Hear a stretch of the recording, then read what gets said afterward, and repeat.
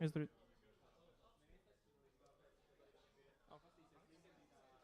Hey guys, everyone. Hello. Sorry, we're a little bit too late. Well, not too late, but later than usual, I guess. So welcome to the GameDev Meetup 107, I think. And yeah, so we already have a little bit of a lazy galaxy here, but I'm going to explain that a little bit later. So today I'm gonna. Well, I'm sorry, I'm nervous. So I'm going to start with today's announcements, not today's, but this month's announcements. So first of all, we had a little bit change of the Latvian Game Developers Association board. We had a new voting, and we have a whole new board with me as the chairman. Yes, thank you. So if anyone has any formal questions or anything, you can send them to me or to the usual info@gamedev.lv. So the other announcement that I want to make is the BRSD contest submissions ended, and you can go and vote for the games until the end of this, sometime at the end of this month, and then we're going to have a conclusion party over at Fantadrom's place. Okay. Yeah, textual. Sorry. Yeah, and another announcement is we're gonna have a Latvian Games bundle. It's still in progress. We're still working on it. So the idea is that we're gonna have a bundle on itch.io where you can just pledge whatever money you want, and all the money that we'll get will donate to Ukraine. So if any of you have games that you've released and you're interested in putting their game in the bundle, you can contact us, and we'll discuss that. So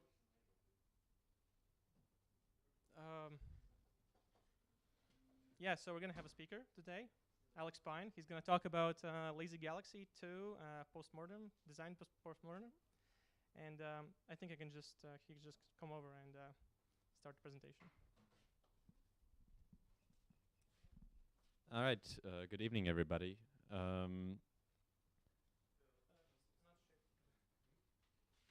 right. I hope that the audience from home can see me now as well.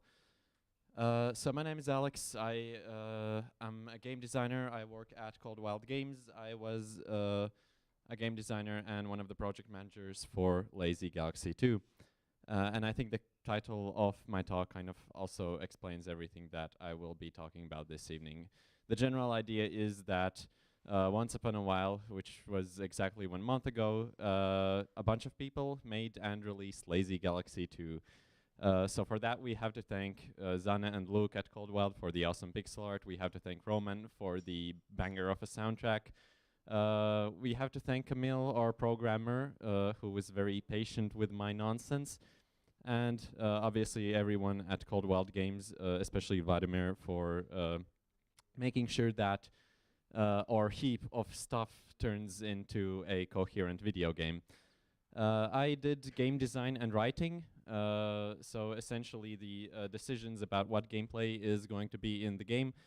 And I can definitely say that the result is absolutely a video game. So that's what I will be talking about this evening. Thank you. We tried. But I'm going to kind of give my thoughts on the design of games in this genre. Give you a bit of a design analysis on why we made the game the way that we did. As well as analyze some mistakes that we made along the way so that hopefully you don't make them. So let's start with the basics. By show of hands, how many of you know what an idle game is? So that's half of the room-ish. All right. Well, that's if you haven't played idle games or Lazy Galaxy 2, or if this is the first time you've heard the words game design, then obviously parts of this talk will be a little hard to follow, but that's okay. Everybody should be learning something this evening. And either way, here's a small refresher. The general idea goes a little bit like this. So you start by clicking asteroids, which give you metal. And once you have enough metal, you can create buildings that automatically generate metals. And then you start generating metal faster and faster. You get more buildings, your production increases. You start sending your ships off to space battles to get more resources. And then cut to like 3 months later, and you are producing ungodly amounts of resources. And I mean, like, we're talking about numbers that you didn't know existed, right? You have canonically deleted the universe several times, and then as you sit there on your throne of candy, you kind of start to wonder what happened to your life. And it all sounds a little silly, but those who have played these games know that they are very addictive, very, very hard to put down. The basics of idle games is that we have all of this stuff. We have management of some kind of buildings. We have very simple interactions with the game. Usually they feature some kind of clicking mechanic. I think some of you might have heard of Cookie Clicker, which is like the most well-known example of an idle game. You have some kind of currencies, some kind of number that is going up in these games. That's considered to be like a key factor. They usually grow exponentially. We also have some idle gameplay, which basically means that the game keeps running when you're not paying attention to it. You keep generating those resources. And you have some kind of prestige systems. This is optional, but sometimes you're able to like reset the game and start from scratch, but this time slightly faster. I personally don't like definitions like these. These are basically for people who haven't played such games to get a glimpse into it. I don't like definitions like this because they're just kind of lists of mechanics, but they don't answer one very important question, which is, why do people play these games? I think that's the question you should start with, and so that's the question I did start with, and it turned out to be an absolute nightmare to answer. If you try to look up like design ideas online about idle games, you're gonna get some mostly bare bones design analyses, but all of them say the exact same thing about this question, which is that the appeal is that number go up, and we like that. So the general idea is that we're all just monkeys in shoes, right? So we see the number go bigger, and we're having an absolute blast. Like, I don't want to play Elden Ring, I want to look at big number. And I think there might be some truth to this, but I don't think this is why people play these games. You know, if this is the case, then actually I think all of us have played the ultimate idle game, which is on our phones, and it's called a stopwatch. So my first question was, why does this get Latvian Game of the Year, and why does this not? Clearly there's something different about these numbers, and I think my working theory is that it's not at all about the number going up, it's something else entirely. I think why people like idle games has something to do with rewards. So in game design we have this one very cool idea, that we have these two main types of rewards in games. We have intrinsic and extrinsic rewards. So the general idea is that extrinsic rewards are rewards from the outside. These are rewards that the game gives to the player. You have stuff like currencies, upgrades, progression, achievements. All of that is extrinsic rewards. And then intrinsic rewards are those that the player gets from the inside. So something like fun. Like you're having fun playing a game, that's something that happens inside of you. That's an intrinsic reward. So games that rely on intrinsic rewards are mostly, first off, story-based games. So things like games like What Remains of Edith Finch. It would be very weird for a game like this to have extrinsic rewards if the player got some kind of Edith coins for experiencing the story. And there's also games with very robust mechanics that are intrinsically rewarding. Something like Minecraft, where you're having fun with the mechanics themselves. Minecraft is actually an interesting example because it's very hard to have a long game that relies on these intrinsic rewards. And why is that? Well, the idea is that with mechanics, as you keep playing the game for tens of hours, for hundreds of hours, then often you start doing the same thing over and over again, and obviously it gets boring. So it's hard to create a system that is fun for a very long time. Same goes for stories. Stories are hard to write. They take a time to make. So if you make a story that is 100 hours long, then, well, you have a lot of budget probably. But for longer games, we like to use extrinsic rewards. Extrinsic rewards are very important to understand. They are often seen as kind of the inferior reward, the worst one, because we've had experiences where we play games that are intrinsically rewarding, but that aren't extrinsically rewarding, and they can still be good games, something like Outer Wilds or the aforementioned Edith Finch. But games that are extrinsically rewarding but aren't intrinsically rewarding, that turns into a grind. We've all played RPGs where we're at a point where we just keep playing for tens of hours. We're not having fun. We're just grinding for some item that we hope to get at the end. We're playing because of some extrinsic reward.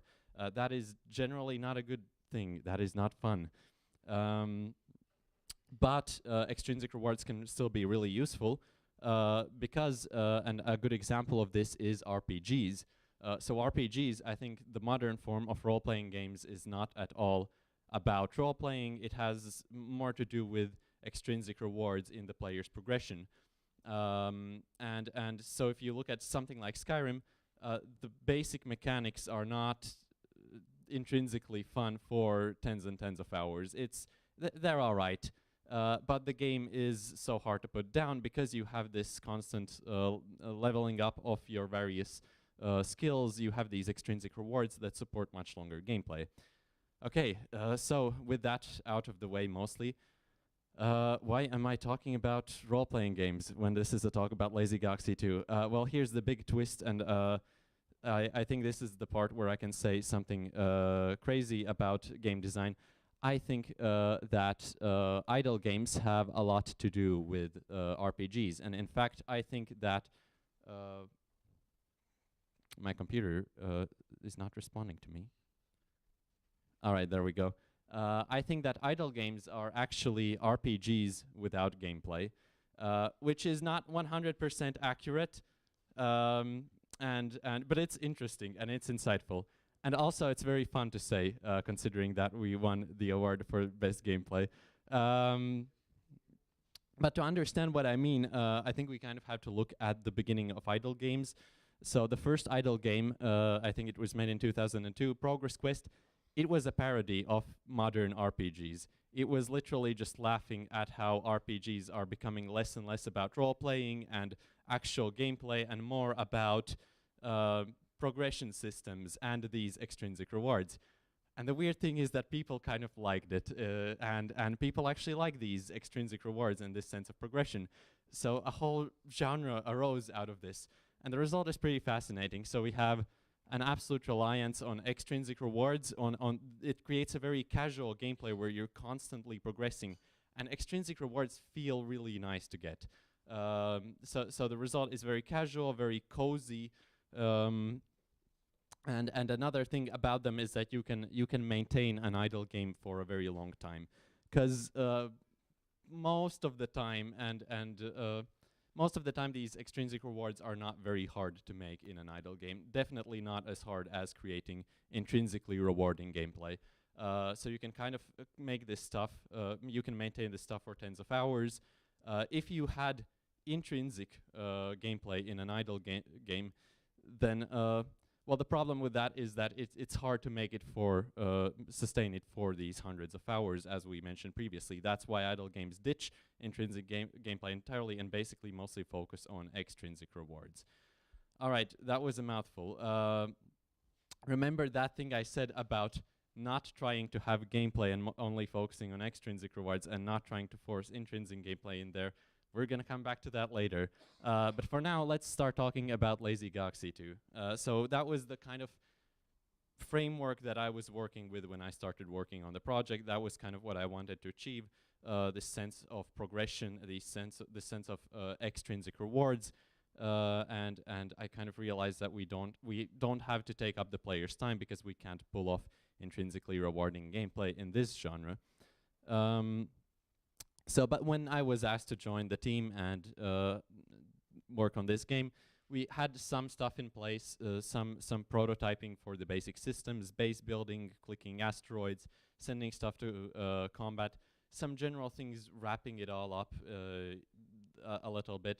But I was asked to kind of have it all tied together cohesively, not fall into any of the design pitfalls of idle games, which turned out to be harder than I was expecting.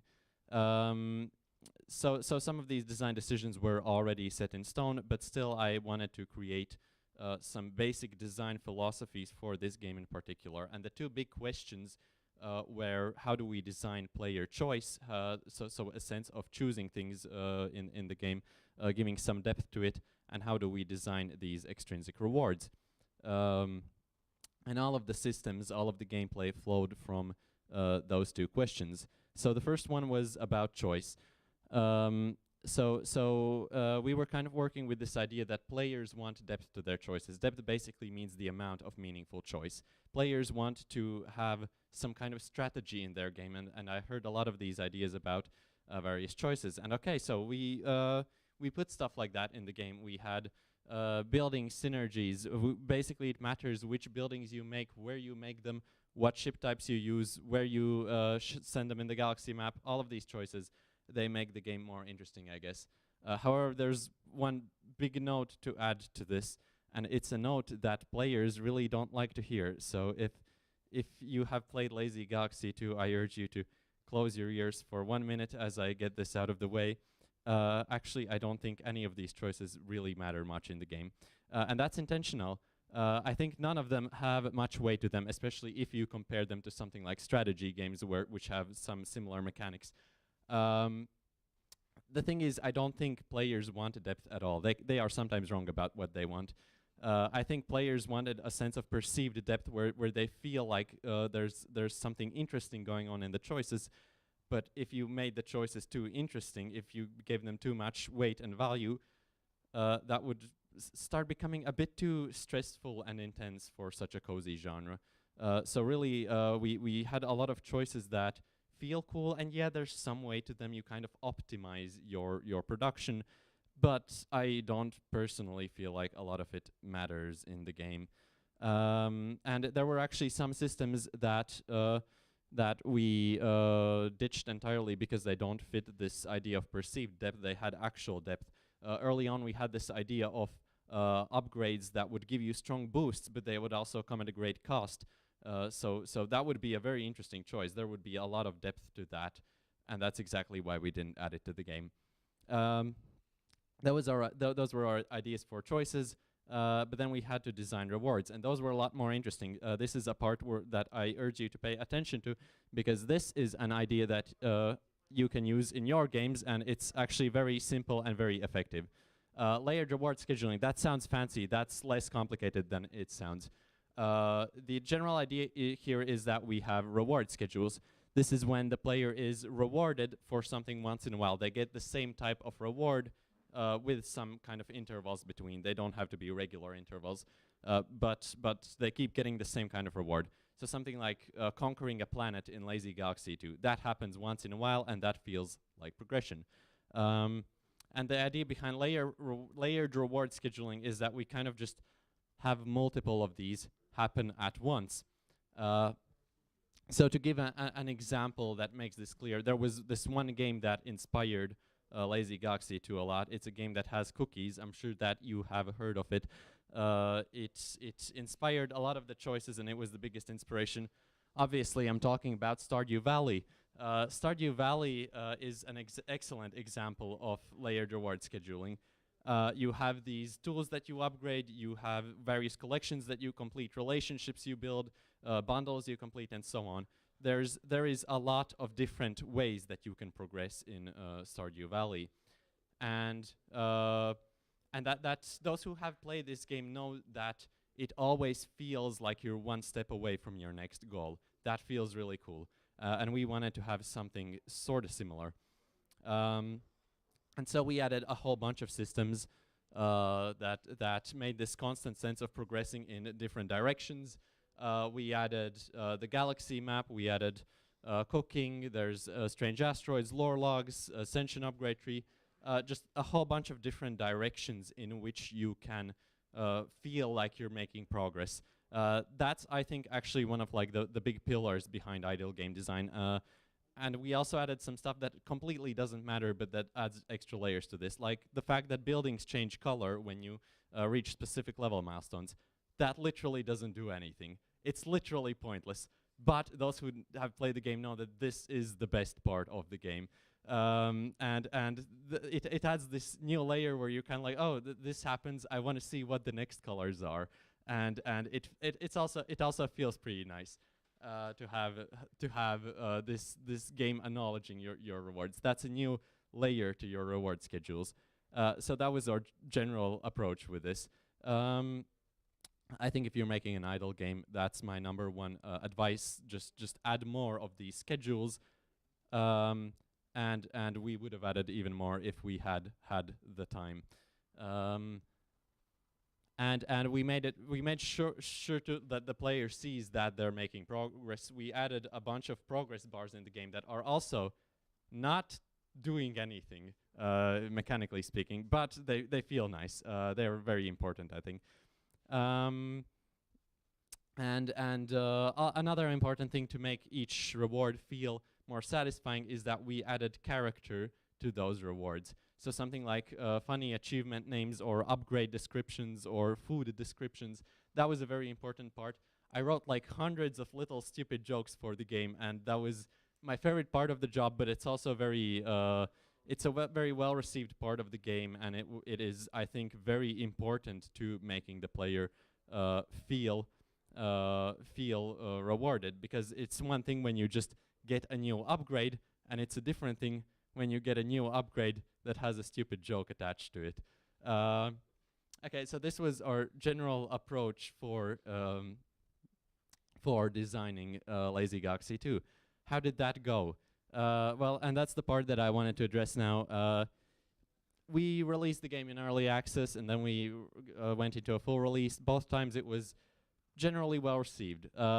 We got 4 awards in the Latvian Game Awards, and that was really awesome, and I'm very happy about that. As for player reviews, we are currently hopping between mostly positive and very positive on Steam, so around 80%. That's not groundbreaking, but it's not bad either. It's all right. But clearly there were some things that people didn't like with the game.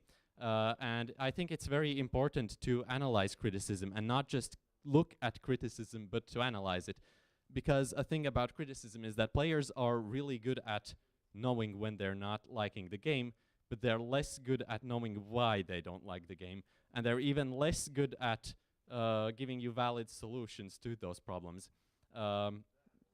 So you have to figure out what is it that is causing the problem and analyze that from there.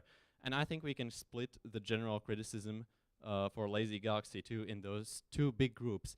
So the first group is people who say that the game is not idle enough, that the combat is too involved, you have to pay attention to it.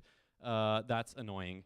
And the second group is everything else. There were a few other things mentioned, but I kind of want to call this first group the forest and the second group the trees, because I really agree with this, these first group of concerns. I think they're very valid about how the game should be playing itself more and how that's an important part of idle games.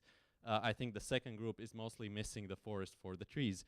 So I agree with some of these points, probably not the cooking one, but I agree with a lot of the concerns that people are pointing. But I think a lot of people are recognizing that they're not having a good time with the game, but they pointed to problems while missing this fundamental problem with the game, the forest, as I called it here. I think these problems are the ones that are at the core of why this game didn't do as well as it could have.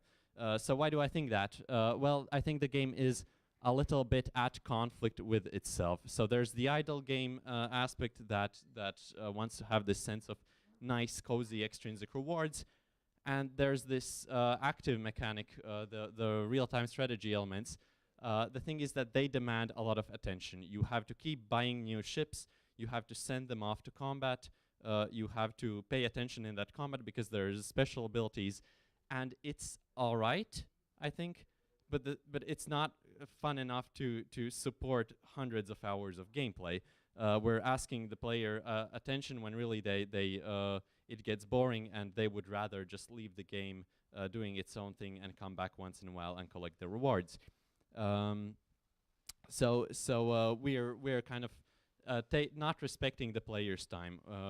That's, I think, the way to describe it. I think the combat needs to be a lot more automatic, and it should be kind of playing itself. This was an idea that we raised actually early on, that we kind of wanted to create these systems where the combat plays itself. We did add auto combat, but that did not go as well as we thought it would. So a similar problem happens on a smaller scale with ascending, where you have to rebuild your base every time. That also takes up your time, and it's not intrinsically rewarding. So the player just wants to get their extrinsic rewards, but instead the game asks for their attention. The embarrassing part is that we could see these problems happening from a mile away. They were kind of visible from day one, but we kind of made the thing that I think every developer has dealt with, where they kind of prioritize the wrong things.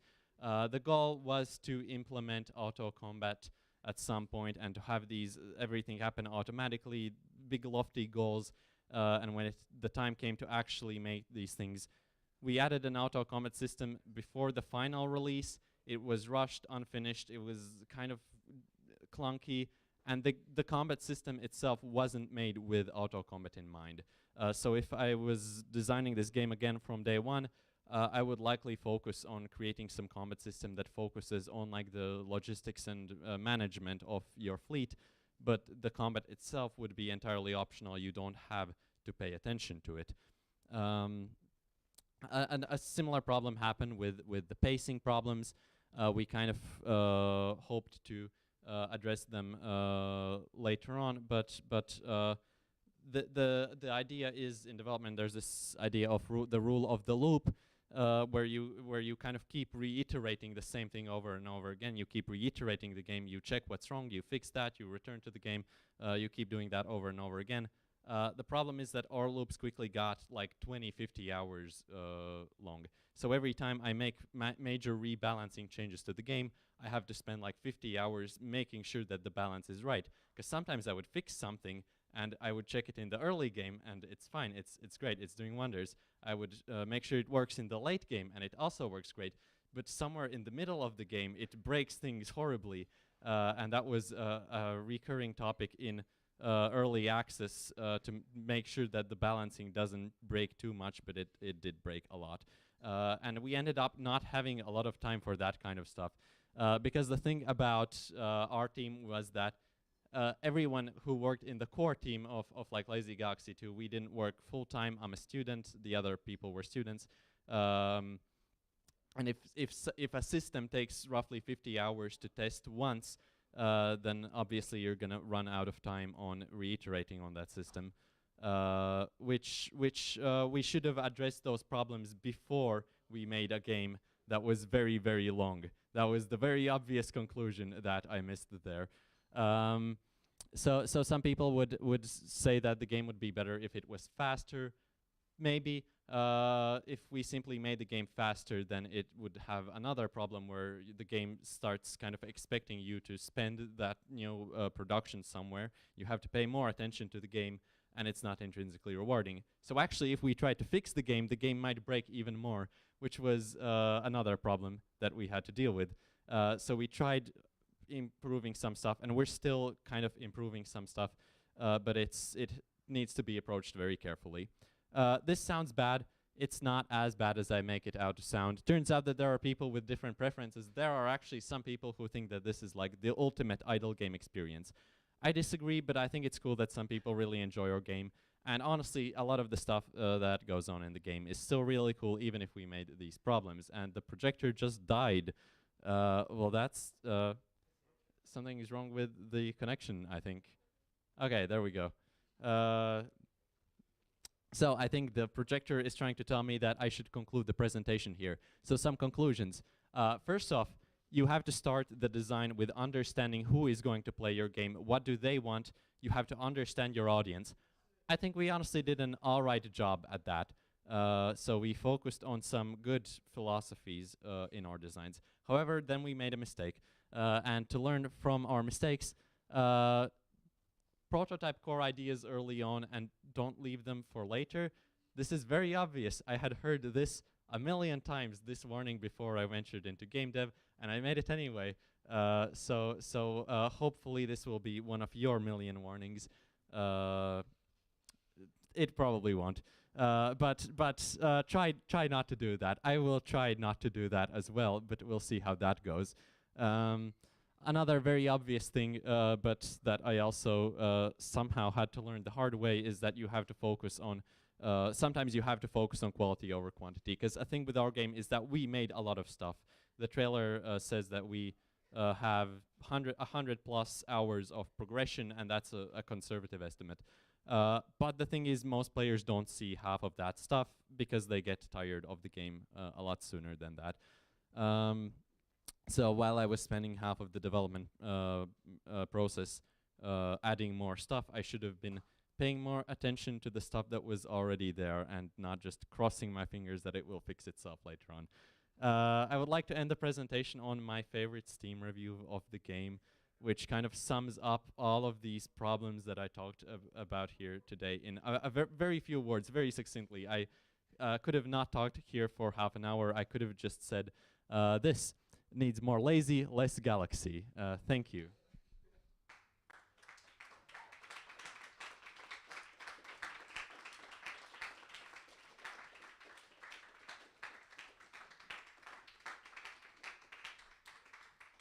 So, do we have any questions? Yes. So, as a programmer, I'm more interested in this technical stuff. So, can you tell more about how did you? So, you told a little bit about testing, but did you have any tools like, because I can't imagine how you can like add all those values, like how much money, the buildings, where they are, and then run from that state. How do you test the game? So that was an interesting process, honestly. Thank you for the question. I think our programmer did a cool job with that, where he would kind of facilitate that I could easily change values around in Unity, making tools for me to easily change all the parameters of the game and access them easily without a lot of effort. But as for actually testing the game, it was an iterative process of running it on Unity and making my save files for the game, and then hoping that the save files don't break in later in the stage. I had a whole bunch of save files that I was working with at the same time, where I was kind of testing how the progression feels. That's also where most of the numbers come from in the game. Just me having playing the game on some save file myself, and then seeing, okay, what value would work here. So the testing process was a bit of a mess, to be honest, I think. It had some very good parts, but I don't know how game development works. But we finished the game, so it worked, yeah. Anything else? Yes? Man hours. That's a difficult thing to estimate. I would say, considering that we were working part-time, and we were working part-time for well over a year, I would say that basically everyone on the team, myself included, did approximately half a year of full-time work. For that amount, I think it's very cool that we finished the game and we added so much stuff to it, but as you can see, half a year is maybe not enough to make a game of this scale. So we have a few questions in the stream. So the first question is, where do you get inspiration in your life? Are those cool older siblings or something else? Cool older siblings definitely helped a lot. But I also got some inspiration for the general game and the mechanics and for the design. As I mentioned, from Stardew Valley, also from other idle games. So Cookie Clicker is a surprisingly good example of a lot of these ideas other than pacing. And there's just I played a whole bunch of idle games when I was going into this to kind of see what works and what doesn't.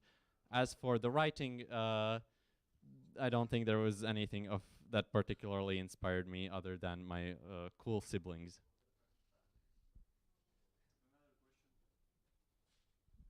I see that Vladimir already answered one of them. So 2 questions were: how many artists do you have, and how much money invested? And Vladimir replied that 35K. So how many artists do you have? We had 2-ish artists. So we had Luke, who did most of the pixel art for the first half of the development process, and for most of the second half of the development process, we had Zane. You can tell Luke's pixel art because it's the good one, and you can tell Zane's pixel art because it's also the good one. All of the pixel art is very cool in this game. We also had some help with backgrounds from Elena, but it was mostly Luke and Zane who handled the pixel art. Yes, please.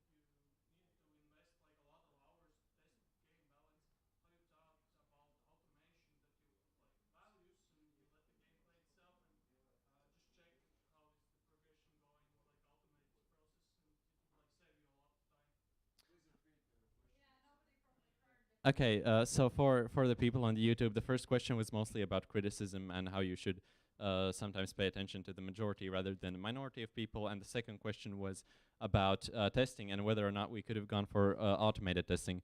As for the question about criticism, it's an interesting matter, really.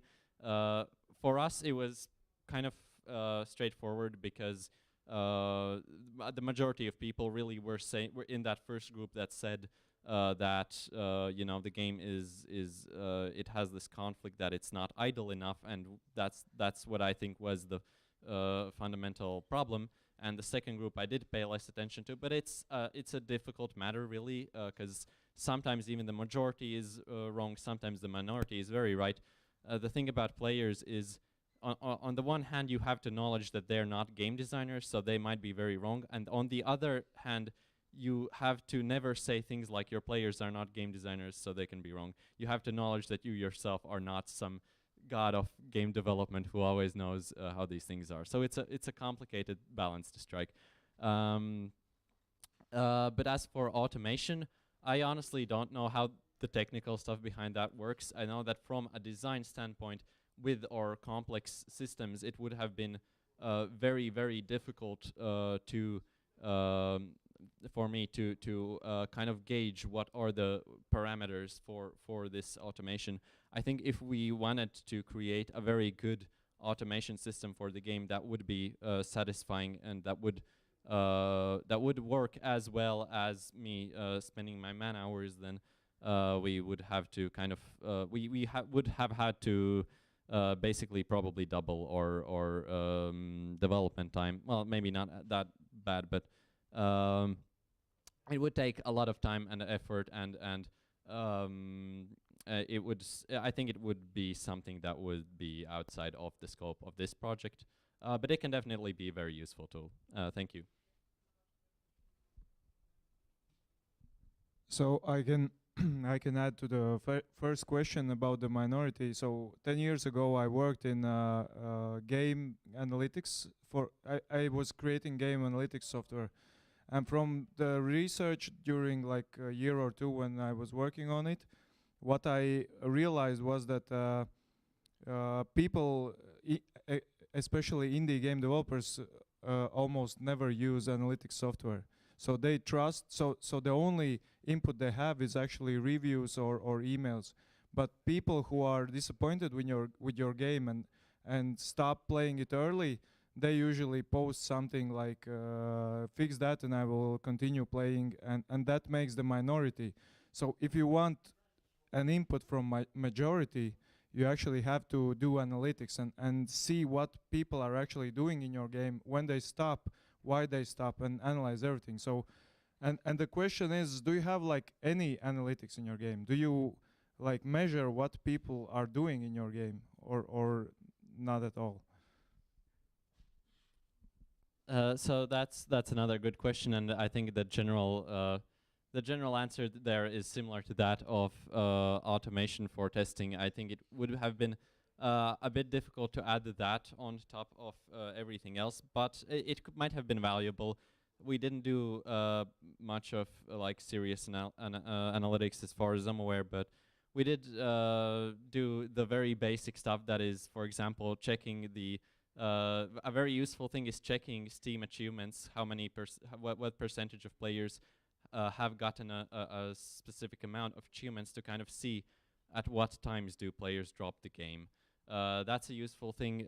Checking like the kind of very bare bones analytics that Steam provides you, we did that, and we got some information from that, but it was, well, apparently not enough information to warn me about the incoming design problems.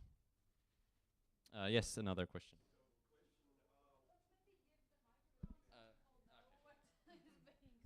So my question was, what did you take from the first part of the Lazy Galaxy to this one? That's an excellent question, and it's a very weird story because I did not work on the first one. So this was actually my first venture into commercial game dev, and I did play the first Lazy Galaxy, and I enjoyed that quite a bit. I did take that you know, I did really enjoy the first game. Allowed players to kind of leave the combat to do its own thing. I immediately recognized the value of this auto combat system, and that's why I was like, okay, we definitely need to have that. And so in hindsight, it's kind of silly that we dismissed that for basically the entire development process. That might have been a mistake, but there's things that we directly took from the first game and kind of tried to add on. The cooking system, the basic progression systems are there. There were some things that we decided to do in a different direction, like the writing stuff or the how the galaxy maps were structured. But the first game gave us a sort of skeleton to work with, and it was, I would think, actually something tied to this idea of rule of the loop, that we had an already made game with similar mechanics where we could see the players' feedback, we could see what worked, what didn't work, and try to iterate on that. It gave us a skeleton and some direction. Well, some of it went well, some of it didn't, obviously. But I think it was very valuable to play the first game and see what people like there in the development process. So I think that's all for questions, no? Okay.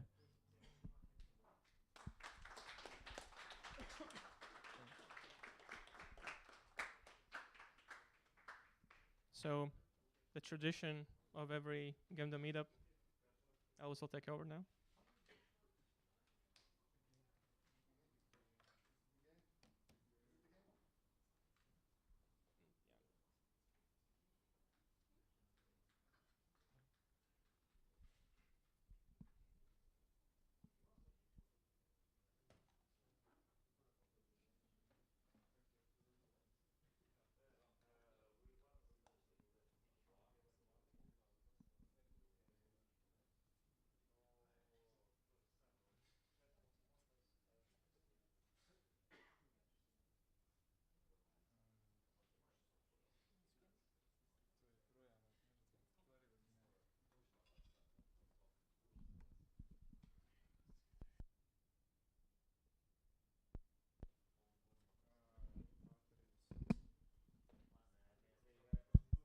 Okay, so the battery is almost dead, but let's try.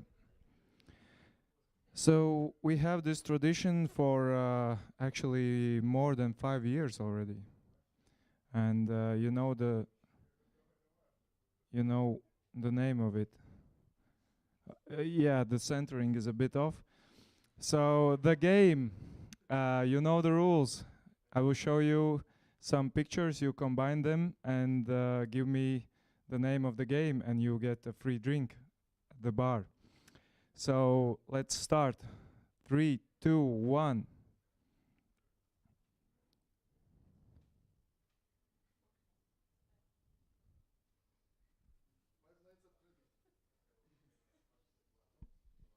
Nope.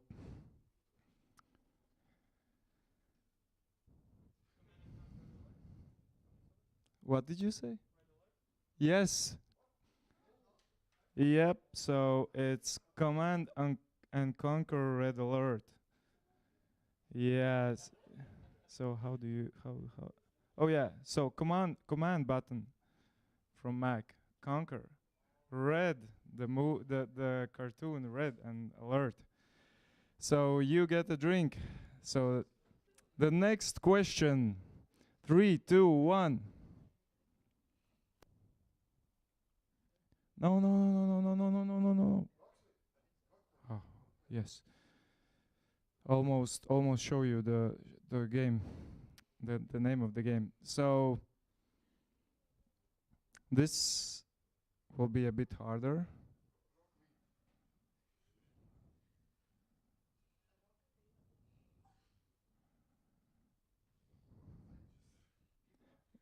This is a new game, so maybe some of you don't know it. Yes, of course, the ring.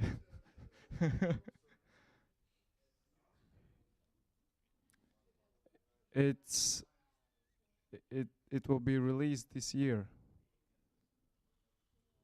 or maybe it is already released. I don't know, but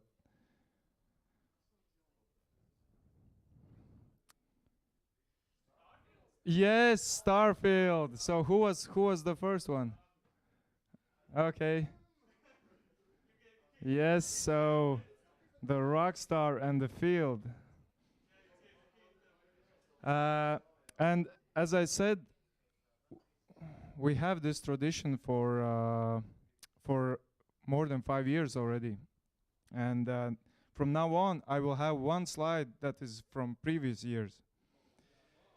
So those of you who have paid attention to meetups 5 years ago will maybe guess it, but I'm not hoping for it. So 3, 2, 1.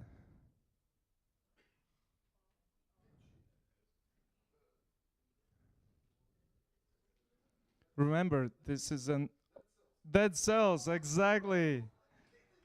Yes. So, yep. Well, the remote is laggy, but yeah, that was Dead Cells, and you get a free beer.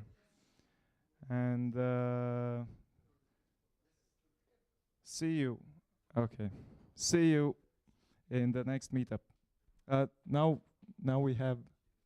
Yeah, we have this is like the second meetup where we have, well, second on-site meetup where we have a new thing called Show and Tell. We have 3 people talking. We have Laura, we have Simonis, who isn't here, but we'll have a video like the last time, and we have someone, I forgot what he was called. Let me check. He didn't say his name. It was like his username. Yeah, that. Yeah, Geladin Smoke. Is he here? If he's not here, well, we didn't get any information. At least didn't see. So, Laura, maybe we can start since you're here.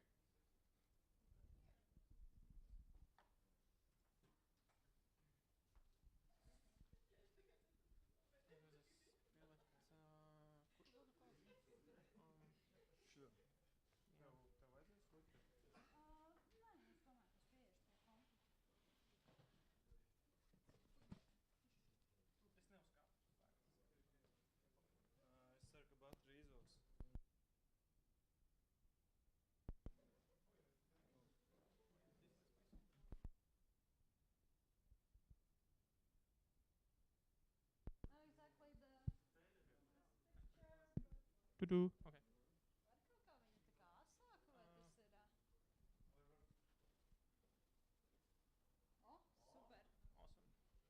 Okay, so in the last few... Yeah, no.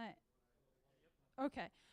So in the last few days, I did a work, like I spent a few hours on a game idea that has been slushing around in my head for like a year now, which is basically an isometric, story-rich mobile game where you play as a powerful, arrogant dragon that is cursed by a witch and turned into a weak, measly human.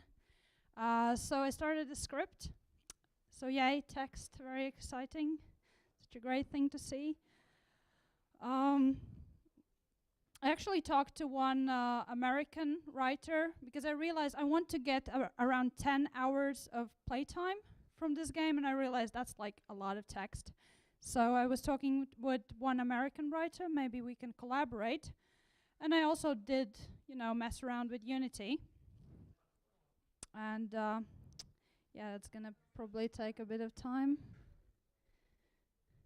Yay, naked human, exciting, very. So yeah, I was just trying out the human controls. So using a joystick, nothing much, but hey, it works. And it actually works on like really crappy mobile devices, which I'm happy about. And I did also try to implement the dragon movement, but I couldn't get, for now, the animations working. So now it's just a dragon that slides. Great. Such gameplay. And that's about it. That's all I managed to do. Questions?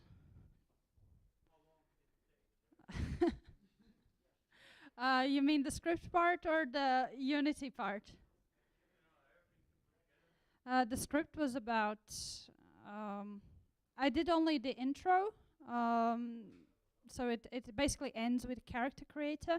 And that took me about 3 or 4 hours. But I did previously hire one writer to do it for me. But I didn't like how she wrote it. So yeah, we canceled that contract. And I redid it. But, and the Unity part was like maybe 4 hours. So yeah, I did buy the models before this whole thing, so I'm not a 3D artist.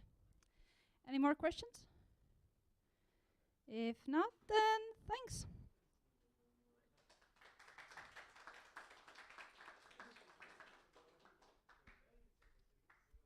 Okay. Give me 1 second. I'm gonna prepare the Siemens video.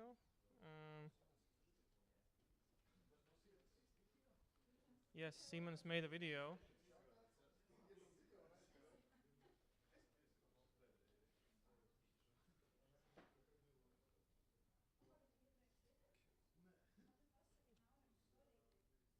If anyone wants to go and do show something right now, sure.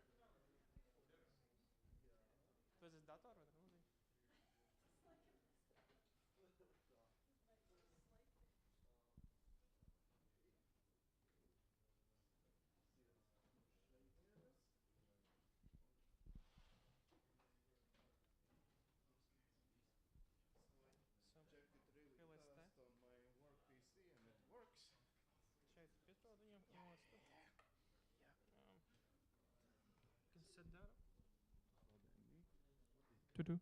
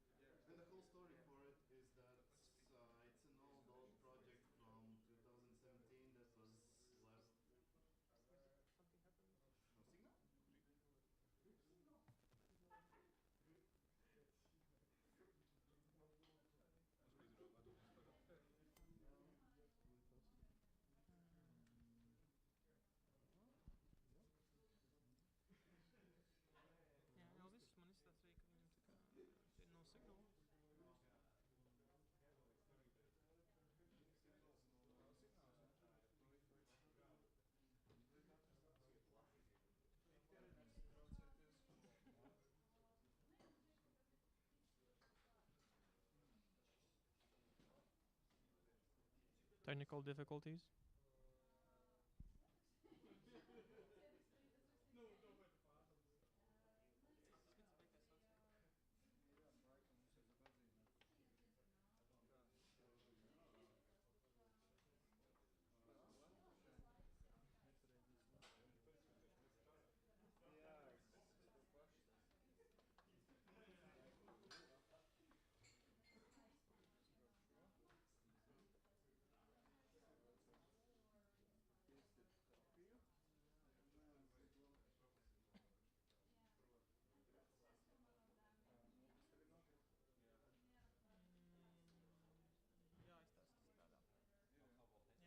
Viss ir cool. Yep. Cik viņiem next one?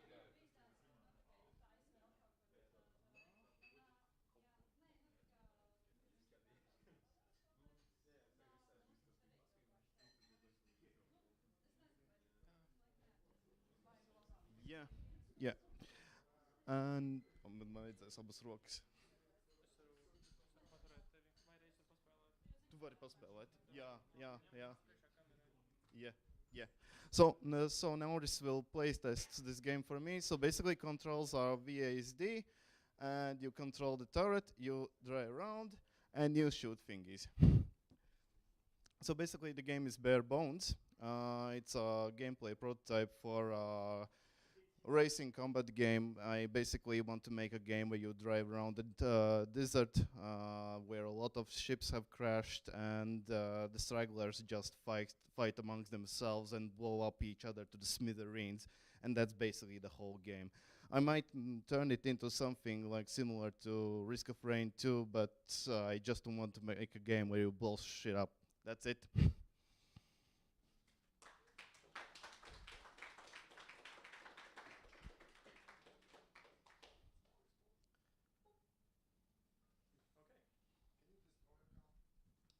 questions, yeah. Does anyone have any questions? How you look like a twisted metal? So how you look like maybe a Twisted Metal or this Vigilant 8, maybe you know from the old times. There was these car combat games where you can choose a different car, you can pick up different weapons, and then you like battle on different maps. And maybe some inspiration from that.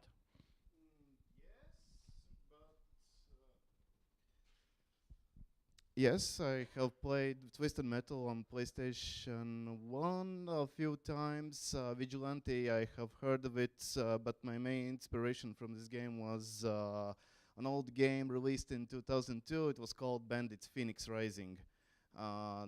That's a post-apocalyptic game with a story campaign where you and your trusty pal behind the turret just go and shoot up a lot of bandits and get all the loot in the end. Any more questions? If not, then yeah, that's basically it.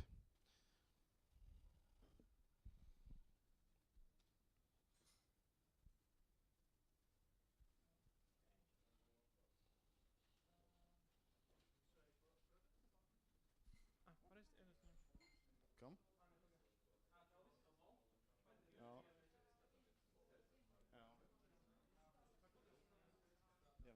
So man Simons atsūtīja linku, es mēģināju to linku vienkārši uzrakstīt, bet nesanāk, kā es varētu šeit datorā dabūt.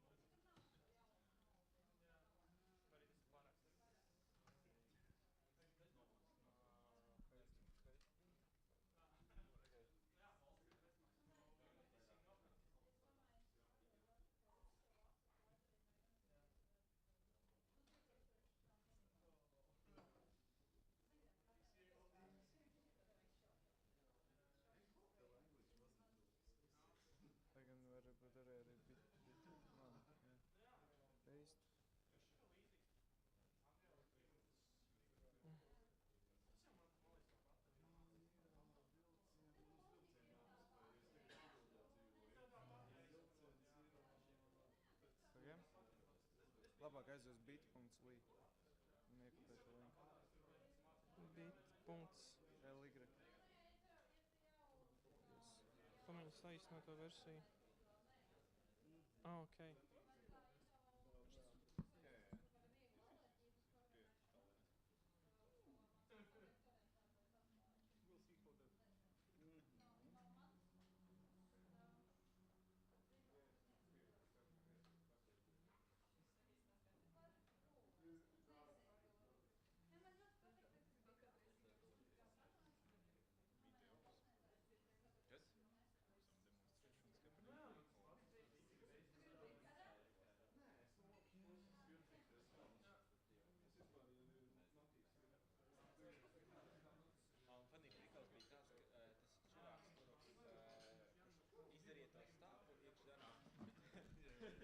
Give us guys 2 minutes. We're gonna show you a video.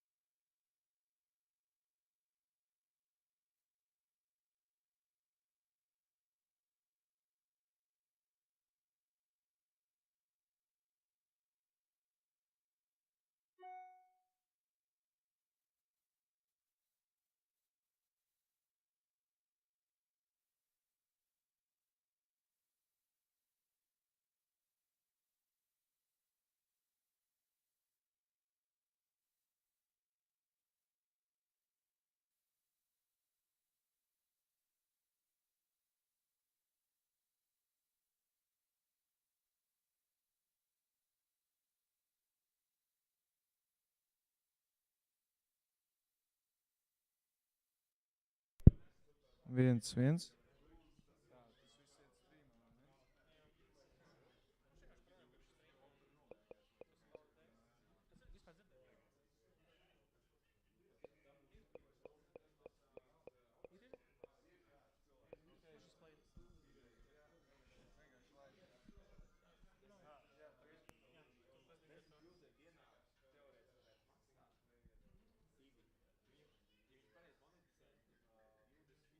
Hi, my name is Simonis, and for the past couple of months I have been making these videos for show and tell, because unfortunately I have to go before it starts.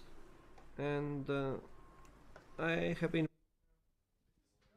working on a game called Munari, and I submitted it to BRSD. It is now available.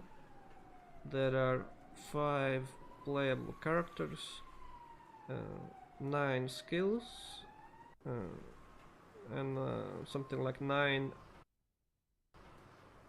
or 10 unique dungeon floors, which repeat internally or until you break the game. And it's decent for, like, I can play it for 30 minutes before I get bored, and I will improve it and hopefully publish it on mobile. So try it out and see ya.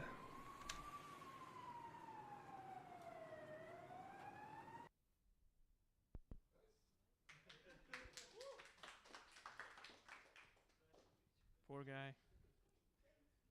Okay, if anyone else wants to show anything, now's the time. But I guess nobody wants to. So I guess we can end the official part of the GameDev Meetup 107, and we can start just having some fun, I guess. Okay, see you guys. The stream guys.